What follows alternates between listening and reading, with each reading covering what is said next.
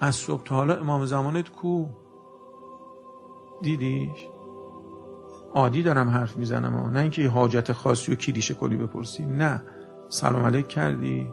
اصلا بود دور و بر زندگی تو خونت بود؟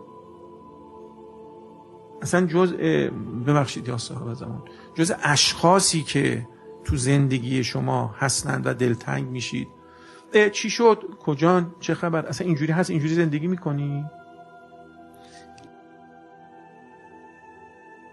من علت اینکه اینجوری زندگی نمی کنم اینی که اصلا نگاه نمی کنم، اصلا او رو داخل زندگیم نمی کنم، اصلا با او زندگی نمی کنم، اصلا با پدران او زندگی نمی کنم. اصلا اینا ببخشید یا صاحب زمان، من دارم اصطلاح عوامانه به کار میبرم، اصلا فامیل ما نیستن، اصلا تو محله ما نیست امام زمان، اصلا تو محله ما نیست، همشهری ما نیست. اینی که امام زمان تو کوچه شما زندگی کنه دست خودته، اینی که خونه امام زمان بغل خونه باشه دست خودته.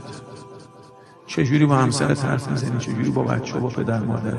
اینی که امام زمان خونش بغل حجره تو باشه کاسبی میکنی، دقت میکنی؟ کاملا دست من نیست.